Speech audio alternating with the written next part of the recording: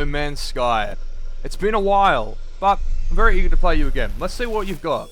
Let's see what you're holding for us. Oh my... Holy shit! Oh my god. This is beautiful! Holy crap! You're seeing this, right? It's like, how can you even hate this game? Hi, how are you? No, you go away! Alright, no, you're sullying the moment, alright? You're the past, go away! And just let us enjoy the view. Jesus, just drop it! Oh no, don't put that there! Oh my god. Anyways, on with the video. No Man's Sky, a name that, depending on when you jumped in, either makes you grin or roll your eyes. It's a game that's been on one of the wildest rides in gaming history, from epic flop to gaming legend. It's a story worth telling.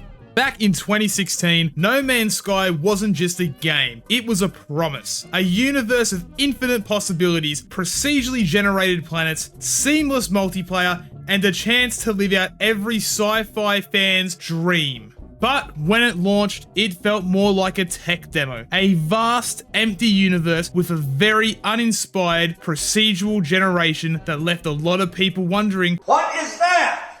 What the fuck is that? And yet, here we are. Nearly a decade later, No Man's Sky has transformed into one of the most beloved space games out there. So how did Hello Games turn this mess around? Well, let's see how, as we find out what the hell happened to No Man's Sky. Chapter 1, The History of No Man's Sky. Hey guys, before we get into the video, just check and see if you're subscribed. It would really help the channel out, even if you just have a look. Thanks guys. The story of No Man's Sky begins long before its release, in the bubbling cauldron of the mid-2010s gaming scene. A time where indie studios were emerging as creative powerhouses. Hello Games was one such studio, helmed by Sean Murray, a soft-spoken developer who looked like he belonged more at your local coffee shop than on the stage at E3. But Murray didn't just step onto the stage, he owned it. Back in 2013, when the game was first revealed, No Man's Sky seemed like it could redefine what video games could be. The pitch was audacious, a procedurally generated universe containing 18 quintillion planets. Just hearing that number was enough to blow people's minds. And these weren't just cookie cutter planets. Each one of these was supposed to feature its own unique landscapes, ecosystems, and life forms. For gamers, this wasn't just a promise, it was a dream. A sandbox where you could be an explorer, a trader, or even a fighter. For fans of the space genre, this was something you couldn't be more hyped for. And as the hype grew, so did the promises. Every new trailer added a layer of excitement, showing off alien creatures, seamless transitions from the ground up into space, massive fleet, but there was a critical detail everyone overlooked, or maybe just chose to ignore.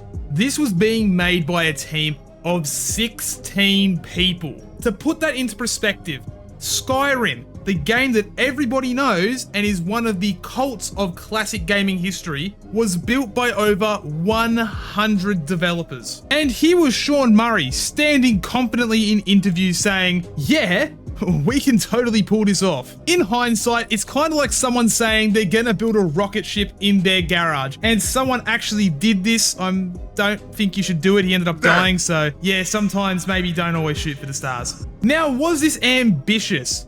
Sure. Realistic? Probably not. But fans hoped for a miracle to pull through. But when launch day finally arrived in August of 2016, the anticipation was off the charts. Gamers booted up their gaming devices of choice, eager to step into the universe they'd been promised. But what they got wasn't that. Inventory full. Oh, for fuck's sake! You done fucked it up! The first thing players noticed was how samey everything felt. Sure, the game technically delivered on its promise of 18 quintillion planets, but after visiting a handful, you started to see the seams in the procedural generation. Planets felt lifeless, Animals were like awkward science fair projects gone wrong, and the much hyped multiplayer was conspicuously absent. To put it bluntly, No Man's Sky was an empty shell of what had been promised to us. It failed to fully deliver on the countless promises they foolishly made for millions of players. But the backlash wasn't just about the game itself. It was about trust. Players felt like they had been misled. Trailers and interviews had shown features that simply didn't exist in the final game. Multiplayer? Not there. Massive space battles? Nowhere to be found.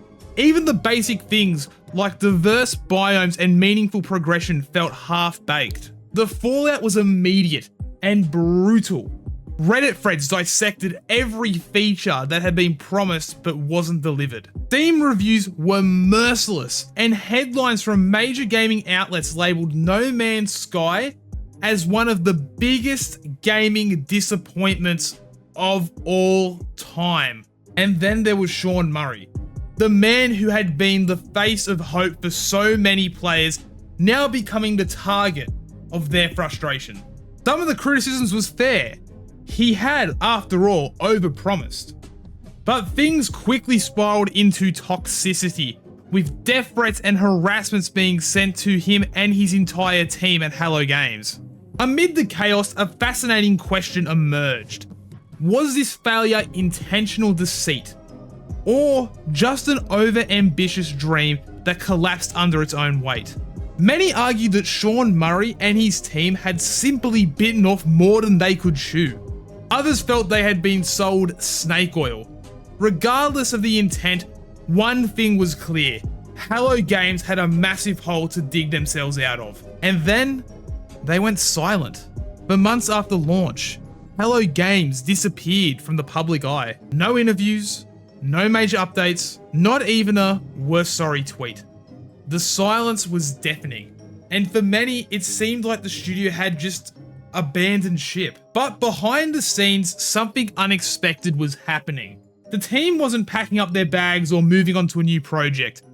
They were regrouping, re-evaluating, and quietly getting to work. Chapter 2. The Long Road to Redemption.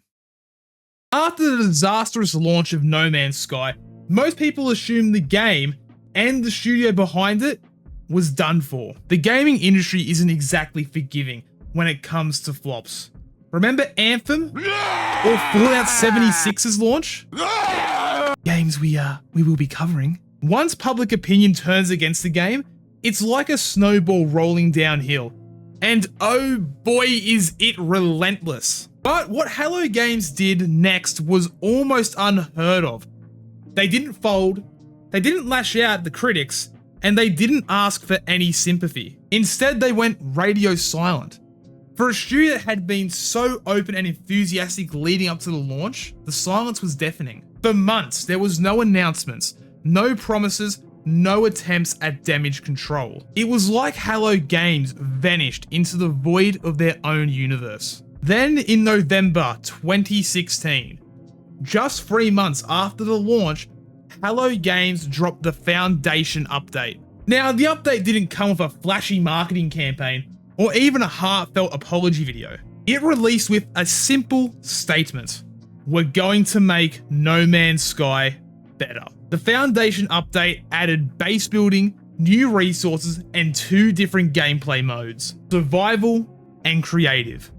It wasn't a complete overhaul, but it was a clear step in the right direction. Unlike One Direction's Liam Payne, he clearly fell in the wrong direction. Players who stuck around begin to notice that Hello Games wasn't just paying lip service. They were actively addressing the community's biggest complaints. Over the next few years, update after update rolled out. The Pathfinder update introduced vehicles, better graphics, and base sharing. The Atlas Rise update added a 30-hour story campaign, new quests, and the first inklings of multiplayer functionality. Slowly but surely, No Man's Sky was transforming into the game that people had hoped for. But what's remarkable about this journey isn't just the updates themselves. It's the sheer scale of what Hello Games accomplished. They weren't a massive studio with endless resources. This was still a small indie team, and they were doing the kind of work you would expect from a studio with at least 10 times their size. Take the next update in 2018 for example. This was a massive turning point for the game. It overhauled graphics, added full multiplayer, and expanded base building even further. For many players, this was the moment No Man's Sky finally lived up to its potential. Entire communities began forming around this game, and players who had once written it off returned to see what the fuss was about. One of the most surprising aspects of this whole redemption arc is how Hello Games handled its communication, or really lack thereof. Instead of hyping up every update with grand promises, they let the work speak for itself. Each update felt like a genuine attempt to improve the game, rather than a PR move to win back goodwill. By 2019, No Man's Sky was almost unrecognizable from the game that had launched 3 years earlier. And yet, Hello Games wasn't done yet. They kept adding new features, expanding the universe, and giving players more reason to explore. The Beyond update introduced VR support and significantly improved multiplayer, turning No Man's Sky into a game you could fully immerse yourself in. But why did Hello Games stick with it? Most gaming studios would have just cut their losses and moved to the next project. The cynical answer is they needed to salvage their reputation. After all, No Man's Sky wasn't just a game. It was their entire identity as a studio. But I think there's more to it than just that. Sean Murray and his team genuinely believed in their vision. Sure, they overpromised, but that wasn't because they wanted to deceive people. It was because they were passionate. And when the backlash hit, they didn't just see this as a reason to give up. They saw this as a challenge, and slowly the gaming community started to notice. The narrative around No Man's Sky began to shift, and what was once seen as the poster child for overhyped failures was now being held up as an example for what a studio could achieve when they listened to the players and put in the work. Of course, not everyone was ready to forgive or even just forget. Some players still felt burned by the launch, and others argued that Hello Games was only doing what they should have done in the first place. But even the harshest critics had to admit, the game was improving, and fast. By the time 2020 rolled around, No Man's Sky was no longer just a better game, it was a genuinely great game. And the updates kept coming. Origins, Prisms, Expeditions, each one new updates added layers of depth, making the new universe feel more alive and engaging. This wasn't just damage control. This was a complete transformation. Chapter 3, from redemption to renovation. So in 2020, as we've already spoken about, this game has transformed with updates that has really made this game something completely different from the piece of shit that we've seen at launch. Now, I thought to myself, who would be the best person to talk about this? As I do know someone who plays this game like it's a fucking religion. And really, this is the best way to give you the most accurate information for this video. So I'd like to introduce you to someone who I really can't get rid of anymore. And that is someone that you guys all know and love. Put your hands together for Zach. Yes, thank you, Aaron. Hello, everyone. It is me, the guy who likes to flail around in the intros, making it abundantly clear that I was very much dropped as a child. Don't mind me, I'm just gonna go do my own thing in the corner. And I'm here to present the rest of this video because I believe that I can provide a much more anecdotal perspective on the game, because I have, as Aaron said, played the game quite a lot, and I could provide a much more first-hand experience on the game and actually talk about it from what I've experienced. So without further ado, let's get into it. Actually, before we start, I would just like to state, if you guys don't want to listen to this majority of this is going to be a bit of a more ramble on my behalf, my just experiences. If you want to just get to the conclusion of the video, the timestamp will be shown here. If you also just don't want to listen to me, you could also go to this timestamp, but fuck you if that's you. Anyways, on with the video. By the time No Man's Sky had actually fully redeemed itself in the eyes of most players, Hello Games found themselves in an unusual position. The game wasn't just fixed, it was actually thriving. But where do you go after proving everyone wrong? Do you just sit back and bask in the glow of the comeback story? Revel in the vindication of your name?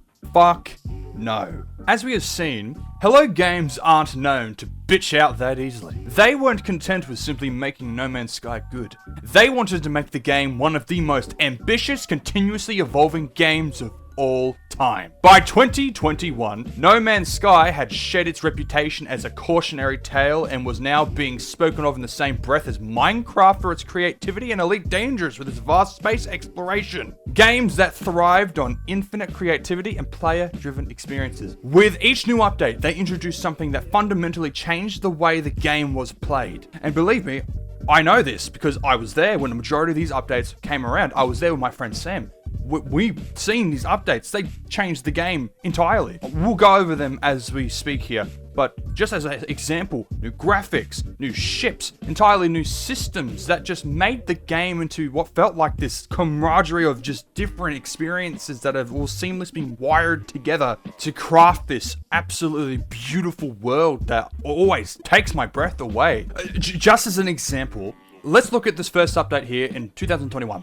The Frontiers update, which turned planetary settlements into living, breathing colonies where players could manage resources, interact with NPCs, and even lead whole fucking colonies yourself. It was like they have taken inspiration from Sid Meier's Civilization RimWorld, honestly, injecting a new layer of strategy to the game that allowed you to play this game like an entirely new game. And if you didn't feel like engaging with these systems, you didn't have to. It didn't force you to play. It was simply a modular additive to the game that existed. You could continue exploring space all you want. But I digress. Following that, there was also the Prisons update, which wasn't just about adding new content. It was about making the game look stunning. The update introduced new lighting effects that improved reflections, the volumetric clouds that gave planets a more dynamic atmosphere. Players had spent years in the game and suddenly felt like they were seeing it with fresh eyes. And they did it without making the game run like a pile of horse shit. Again, everyone, take fucking notes! And don't get me wrong, not everyone was excited for a graphics update. People like new content. Graphics isn't necessarily new content. It's more or less a remastering of the way you look at the game. So not everyone was super excited for it, but me personally, when I got to play the game, boot up with that new graphics, oh man, it was such a breath of fresh air. Seeing all the new lighting effects, how they would actually properly reflect off of surfaces and would get casted out into the world without looking weird and going through the terrain. It was a well-needed update, in my opinion. And then there was also Expeditions in 2021, which, by the way, all three of these updates I've mentioned so far, all in 2021, insane. But this update, Expeditions, changed the way players approached exploration. These seasonal missions provided a structured objective for explorers, rewarding them for completing milestones and working together. It was the perfect balance of guided gameplay and emergent storytelling, helping players that found the game a little too unguided and wanted a bit more of a linear experience. A lot of people can find No Man's Sky a little bit overwhelming just because of how much freedom it gives you. Sometimes players don't often know where the next point is. These missions would alleviate that issue by giving people a more structured, more engaging experience that would, if you didn't want to engage with the open world experiences, give you a clear task at hand for you to complete. It was not something that I necessarily needed. I found the open world of the game just fine, but for people that didn't, this was a very, very welcome addition. But moving on from 2021, we finally get to 2022, and this is when the Waypoint update came along. This was an update that did something a lot of people weren't expecting. It made No Man's Sky easier to get into. Now, normally when a game streamlines itself, it's a fancy way of saying it's dumbed down, but here it actually made sense. Waypoint introduced overhauled save mechanics, new difficulty options, including a relaxed mode for people who just wanted to vibe, and a total revamp of the inventory and progression.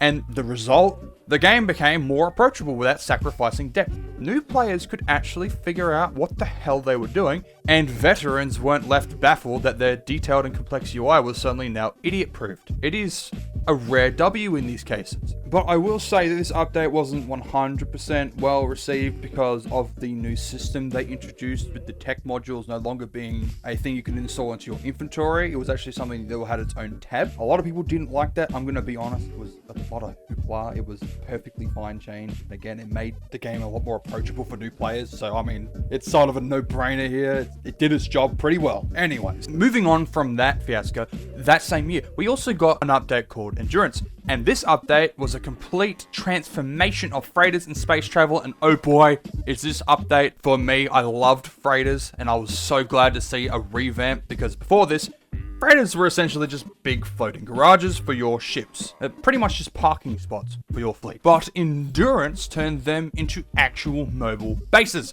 Players could now walk around a fully customized interior, watch NPCs go in and out doing their business, and even manage entire manufacturing lines aboard their ships. You weren't just storing things on your freighter anymore, you were running an empire from it. And if you ever wanted to play No Man's Sky like some sort of intergalactic space tycoon, you could now. And if it sounds like I've got a little bit of bias towards it, that's simple because I 100% do. This was the area and where I really sunk my teeth into this game and why I really started enjoying it. So I give this one a pretty big thumbs up. Anyways, I'm talking a bit too much about these updates. I'll briefly go over the next few ones that I would like to make note of. Like one that came out in 2023 was Interceptor. Oh, that was pretty good. Added new enemies, entirely new planet types. Also added some pretty good lore to the game, so that was pretty good. In 2024, was actually the Worlds updates, which came out in 2 parts. First one at the start of the year, and the second one that came out more in this year. It sort of was from the last year, but it came out this year. And these 2 updates completely transformed the game, made the planet generation so much better, and it made exploring so much more interesting, and actually made it more captivating with the volumetric water, which would dynamically change depending on the weather and the actual terrain around it. It was amazing, but I digress. My point is that all these updates being so transformative in recent times have really elevated this game to the status in which it has very well deserved. At this point, with all these updates, it was very clear. Hello Games wasn't just improving No Man's Sky anymore, they were turning it into a universe that could stand toe-to-toe with the biggest sci-fi franchises in gaming. By this point, No Man's Sky wasn't just a game you played, it was a game that you lived in. It was a game that kept getting better with every new year. It honestly was amazing. For a lot of studios, post-launch content is a necessary step forward. Something to keep the game relevant for a year or 2 before moving on. Not gonna point fingers, but you know. Hello Games weren't just treating this like a live service title that needed to stay profitable. No, they were treating this like an ongoing passion project. I mean, by the time 2023 rolled around, there was already 25 major updates the game had received. And again, all game-changing updates to the gameplay, to the looks, to the visuals, to the features, to everything about the game. Think about that for a second. In an era where studios will charge $100 for a single character skin, Blizzard, Hello Games is out here dropping entire expansion level updates without asking for a single cent. The result, a fiercely loyal player base. Funny how that works. Again, guys, take notes, because apparently some of you need to learn this fucking lesson. Oh my god, okay, well, anyways. Today, No Man's Sky isn't just a game that redeemed itself, it's a game that outgrew its own redemption story.